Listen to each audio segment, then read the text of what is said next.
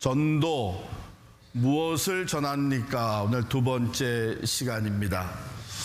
여러분, 우리가 하나님으로부터 받는 모든 축복은 참으로 귀한 것이고, 그 귀한 것 중에 담겨져 있는 또 하나가 뭐냐면 사명입니다.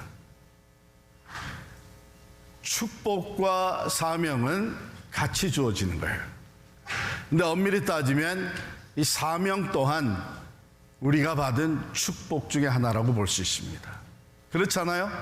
자, 우리가 복음을 받아들였어요. 구원을 우리가 받았어요. 엄청난 축복이죠. 죄와 사망에서 구원과 영생을 얻게 된 것이 우리가 받은 축복 중에 가장 큰 축복인데, 그것과 함께 우리에게 주어진 사명은 무엇인가 하면 이제 복음을 전하는 전도자의 사명이 우리에게 주어졌습니다. 이건 떼어놓을 수 없는 거예요. 그런데 우리가 전도를 해야 된다는 것을 모르는 사람은 없는데, 전도를 해야지 하고 마음을 먹고 나면 벌써 마음에 먼저 와 닿는 게 부담감과 어려움이 와 닿죠. 이거 뭐라고 말해야 되지? 내가 제대로 전도할 수 있을까? 내가 좀 조리 있게 말씀을 전할 수 있을까? 나는 설득력이 별로 없는 사람인데, 나는 언변이 약한데, 이런 온갖 생각이 우리 마음에 찾아와요. 오늘 사도 바울이 바로 이런 문제를 다루고 있습니다. 왜냐하면 사도 바울 자신이 그런 갈등과 경험이 있었던 것이죠. 고린도 전서잖아요. 그러니까 고린도 교회에 가서 복음을 전했는데, 이 고린도라고 하는 도시는 굉장히 활기가 넘치는 상업 도시였어요. 경제가 많이 발전을 했고, 그런가 하면은 같은 그리스에 있는 도시로서 철학적인 사고를 하는 사람들이었습니다. 고린도인들이. 그러다 보니까 여러분 생각해 보세요. 이성적으로 발달됐을 뿐만 아니라 경제적으로 부유하니까 고린도인들은 자연히 오만해져서 있었습니다. 그러니까 웬만한 말에는 별로 관심을 안 해요.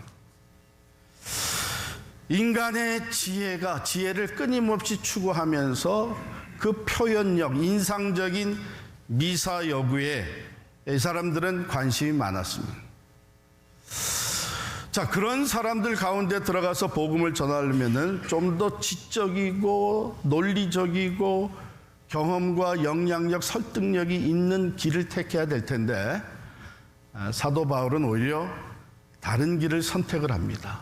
그래서 오늘 말씀을 통해 정말 복음을 전할 때 어떤 메시지를 어떻게 전하느냐 하는 귀한 교훈을 우리가 받게 돼요. 첫 번째, 우리 1절 말씀 먼저 한번 다시 보시면, 형제들아, 내가 너에게 나아가 하나님의 증거를 전할 때에 말과 지혜의 아름다운 것으로 아니하였나니. 또 내려가서 4절 상반절을 보면, 내 말과 내 전도함이 설득력 있는 지혜의 말로 하지 아니하고, 그거를 배제했어요. 이 바울의 얘기는 뭐냐면, 내가 너희를 찾아가서 예수의 복음을 전할 때에 유창한 웅변이나 사람의 지혜를 가지고 들어가지 않았다. 이렇게 시작을 한 겁니다. 4절에 있는 내용도 내가 전하는 것과 나의 전파는 지혜롭고 설득력 있는 말로 되지 아니하였다. 이렇게 얘기를 해요. 당연히 고린도라는 도시, 거기에 사는 사람들의 상황을 보게 되면 누구보다도 유창한 연설과 또 영리한 논증을 가지고 들어가면 되겠다 생각을 할 수 있는데, 만약에 그런 면으로 보게 되면 그런 지적인 기량을 발휘할 수 있는 그리고 설득력을 가지고 깊은 인상, 영향력을 끼칠 수 있는 사람이 있다면은 바울만한 자격을 가진 사람이 없을 거예요. 바울은요, 이 당대에 높은 교육을 받은 바리새인이었습니다. 최고의 교사 중에 한 사람이라고 하는 가말리엘의 발치에서 그는 교육과 훈련을 받았습니다. 그러니까 이 논리적인 그 논증을 구성하는 일, 또 지성적으로, 지적으로 다른 사람을 설득하는 일, 이것은 누구보다도 잘할 수 있는 사람이 바울이었어요. 근데 바울은 그것을 선택하지 않습니다. 왜요? 바울이 분명히 확신하게 된 것은 인간의 지혜나 인간의 그 웅변이 아무리 인상적이고 매력적이라고 할지라도 그것이 인간의 마음을 근본적으로 변화시킬 수는 없다는 것을 알고 있습니다. 그런 것들은요, 필요한 정보를 제공할 수 있죠. 그렇죠? 흥미를 갖게 해줄 수 있습니다. 특별히 지적인 것을 추구하는 사람들에게 매우 매력 있는, 흥미 있는 일입니다. 심지어는 피상적인 수준에서 설득까지 할 수가 있어요. 그러나 그것은 참된 믿음에 필요한 영적 변화를 가져다 주지는 못한 거예요. 여러분, 만일 그런 것들이 진정한 영적 변화와 구원을 이루게 한다면은 그 수많은 학력자들, 철학자들, 웅변가들, 그 사람들이 엄청나게 영혼 구원의 열매를 맺었을 거 아닙니까? 근데 그렇지가 않거든요.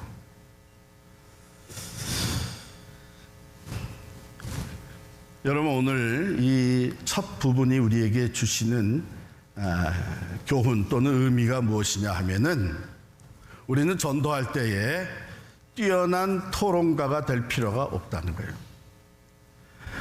모든 사람들이 제시하는 모든 철학적 질문에 대한 답을 갖출 필요가 없다는 얘기입니다. 한 걸음 더 나아가서 설득력 있는 말, 언변을 마스터할 필요가 없다는 거예요. 사실 이런 것들은 오히려 하나님의 사역을 가로막는 장애물이 될 수가 있습니다. 왜냐하면 우리가 우리 자신의 능력이나 영향력이나 경험이나 논리를 의지하며 나아갈 때에 그것은 간접적으로 또는 암묵적으로 구원이 우리의 말과 능력에 있다고 하는 것을 제시하게 돼요. 만약 바울이요, 화려한 언변이나 논리적인 지혜로 복음을 전했다면 사람들의 관심은, 야, 이거 바울이 대단한 사람이구나, 이 사람한테서 좀 배워야 되겠구나, 이렇게 관심이 복음 자체보다는 복음을 전하는 바울에게 더 쏠렸을 거예요. 근데 바울은 이것을 잘 알고 있었습니다. 이게 잘못하게 되면 오히려 십자가의 능력과 의미가 퇴색될 수 있구나. 그래서 고린도전서 1장 17절에 보면 바울이 이런 기록을 이미 했습니다. 그리스도께서 나를 보내심은 세례를 베풀게 하려 하심이 아니요 오직 복음을 전하게 하려 하심이로되 말의 지혜로 하지 아니함은 그리스도의 십자가가 헛되지 않게 하려 함이라. 바울 자기 자신의 영향력과 능력을 앞세우게 되면 잘못하면 십자가의 의미와 복음의 능력이 오히려 약해질 것이다. 근데 바울은요, 사실 앞서서 이런 걸 경험을 했어요. 지금 고린도에 복음을 전한 거 아닙니까? 근데 그 이전에 아덴에 있었어요. 아덴에서 복음을 전하고 그 다음에 고린도로 갔는데 사도행전 17장 16절부터 바울이 어떻게 아덴에서 복음을 전했는지가 기록이 되어 있습니다. 일부 성경학자들은요, 바울이 아덴에서 복음을 전할 때는 다분히 철학과 수사학으로 시도를 했다, 이렇게 설명을 해요. 여러분들 읽어보시면 그러네, 이렇게 공감이 갈 겁니다. 그런데 거기서 성과를 별로 거두질 못했어요. 오히려 그가 받았던 반응은 조롱과 비웃음거리였습니다. 철학자들을 대상으로 아덴의 아레오바고라고 하는 곳에서 이렇게 논쟁을 펼치면서 논리적으로 예수의 복음을 전했는데 거기엔 별로 열매가 없었어요. 그래서 바울이 아마 이 경험을 통해서 다시금 뼈저리게 느낀 것이 이게 사람의 지혜로 되는 것이 아니구나, 이걸 깨닫고 그리해서 이제 고린도로 들어갈 때에 바울이 의지적인 결단을 합니다. 또 다른 방법을 한번 취해볼까? 그게 아니고 아주 intentionally determination을 가지고 들어가요. 의지적인 결단을 하는데 2절 말씀 보실까요? 2절 말씀 다 같이 읽겠습니다. 시작. 내가 너희 중에서 예수 그리스도와 그의 십자가에 못 박히신 것 외에는 아무것도 알지 아니하기로 작정하였습니다. 이것이 바울이 전한 복음 메시지의 핵심입니다. 또 우리가 전해야 되는 복음의 핵심이 예수 그리스도와 그의 십자가의 사건. 자, 그렇다면 바울이 이 두 단어만 계속 부르짖었느냐? 예수 그리스도, 예수의 십자가, 이것만 계속 부르짖었느냐? 그건 아니죠. 이 말의 의미는 뭐냐면 이게 중심이라는 거예요. 복음의 메시지의 핵심 내용이 예수와 예수 그리스도의 십자가인데, 다른 모든 것, 우리가 전도할 때 나눌 수 있는 다른 모든 것, 모든 지식, 진리, 이 모든 것은 이 중심되는 예수와 예수 그리스도의 십자가에서부터 나와야 된다. 그리고 나누는 모든 전도의 내용은 다시 예수 그리스도와 그의 십자가에 초점이 맞춰져야 된다. 글로 다시 돌아가야 된다. 그게 시작이고 그게 마지막이고 거기서부터 다른 얘기가 나눠지고 그것이 또 결론이 돼야 된다, 이 뜻이에요. 자, 그러면 십자가에 못 박히신 예수 그리스도, 이 말에는 무엇이 포함되어 있는가? 첫 번째로 예수 그리스도, 그분의 정체성이 여기 포함되어 있죠. 누구냐? 예수 그리스도가 누구냐? 그분은 완전한 하나님이시고 완전한 사람이에요. 살아계신 하나님의 아들이시고 오랫동안 오리라고 약속되었던 메시아 구원자 예수 그리스도입니다. 그러면 그 다음에 나오는 내용, 못 박히신 예수, 십자가에 못 박히신 예수 그리스도. 십자가에 못 박히신 예수라는 것은 그분의 사역을 말합니다. 예수 그리스도 정체성이 소개가 되고, 그리고 그가 무슨 일을 했느냐, 거기에 핵심 내용이 우리 온 인류의 죄를 대신해서 십자가에서 그 죄값을 치러주신 대속의 제물이 되었다. 그런데 이것이 하나님이 받으시는 대속의 제사가 되어서 하나님이 그 모든 죄인들을 용서하시고 하나님께로 돌아올 수 있는 구원의 길이 열리게 되었다. 그러므로 말미암아 누구든지 이 예수의 이름을 믿고 예수 그리스도의 십자가를 의지하는 자들은 구원을 얻게 된다. 하나님과의 관계가 다시 화목한 관계로 회복이 된다는 거예요. 사도 바울이 여기서 얘기하는 우리가 전해야 되는 메시지는 예수 그리스도와 그의 십자가의 사건이라는 것입니다. 예수의 십자가가 모든 죄를 사하고 우리를 죄와 사망에서 구원과 영생으로 나아가게 하는 하나님의 능력이 거기에 있습니다. 그런데 3절로 넘어가면서 바울이 이런 얘기를 합니다. 내가 너희 가운데 거할 때에, 즉 고린도로 들어가서 너희에게 복음을 전할 때에 약하고 두려워하고 심히 떨었노라. 이게 좀 잘 이해가 안 가는 거죠.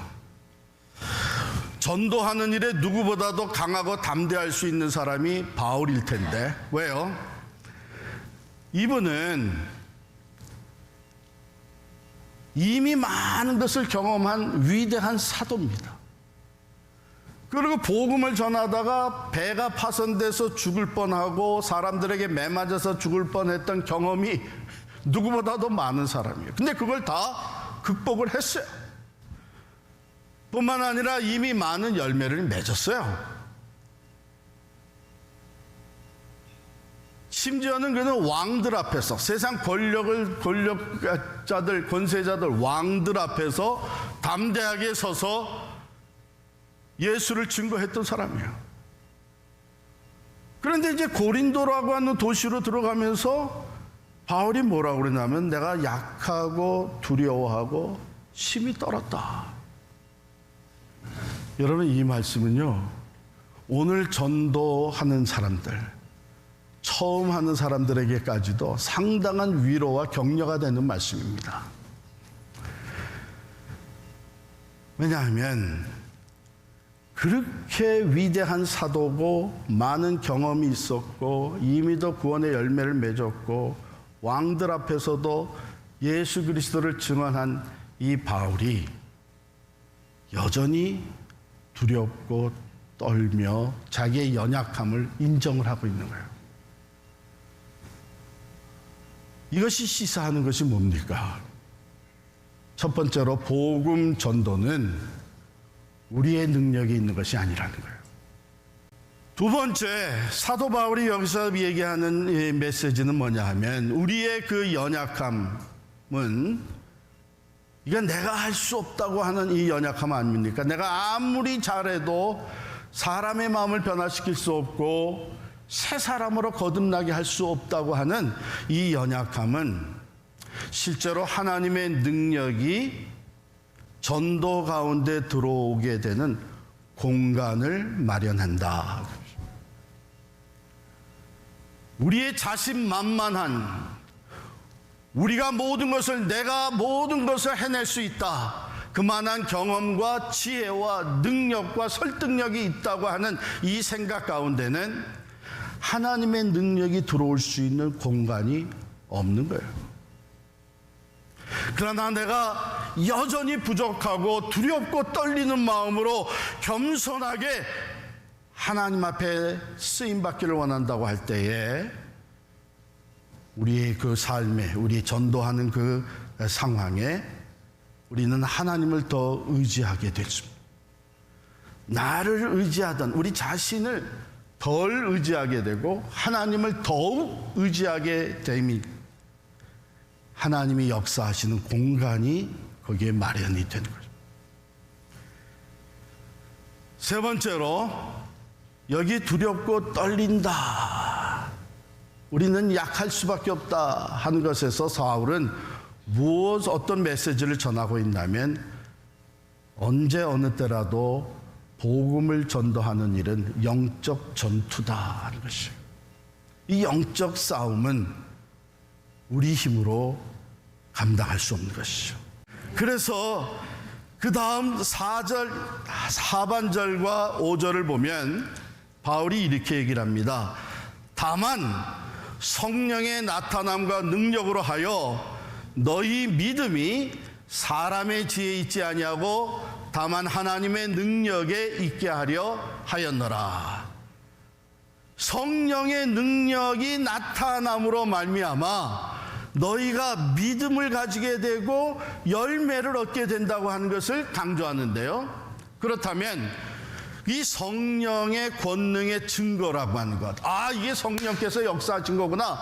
이 성령의 권능의 증거라고 하는 것은 전도와 선교에서 어떻게 나타나느냐? 첫 번째는 변화된 삶입니다.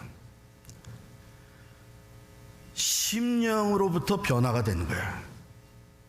이제는 죽었던 사람이, 죄로 말미암아 죽었던 사람이 예수를 받아들임으로 말미암아 새롭게 태어나는 변화의 역사가 나타나는 거예요. 이것은 성령의 권능으로 이루어집니다. 두 번째, 영적 은사가 나타나는 거예요.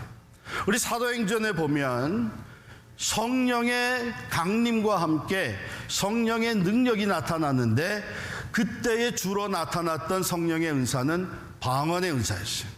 왜냐하면 하나님이 그리스도 안에서 행하신 큰 일들을 빨리 다양한 사람들에게, 예루살렘에 모였던 사람들에게 증거되게 하기 위해서 실제로 있었던 다른 지역의 언어들을 예수의 제자들이 말할 수 있게 된 거예요.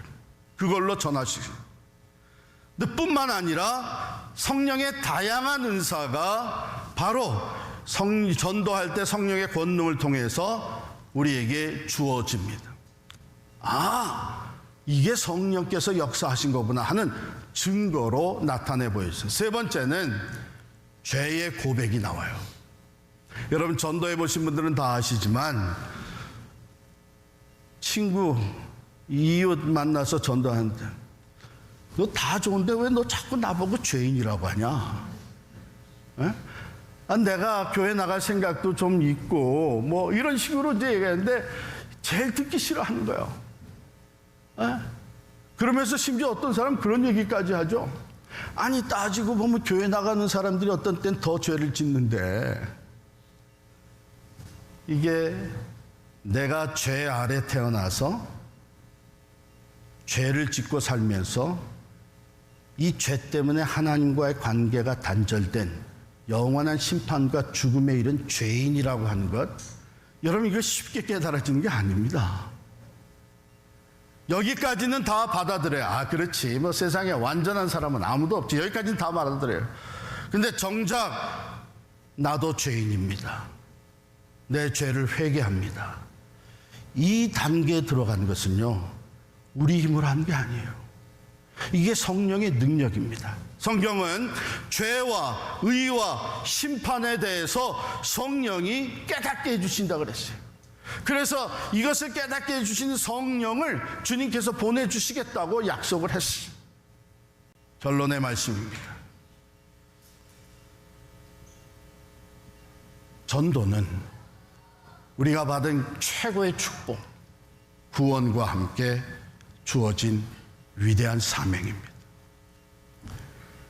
오늘 말씀은 우리가 전해야 된 메시지는 오직 예수 그리스도와 그의 십자가의 사건에 그 초점이 있다는 것을 전합니다.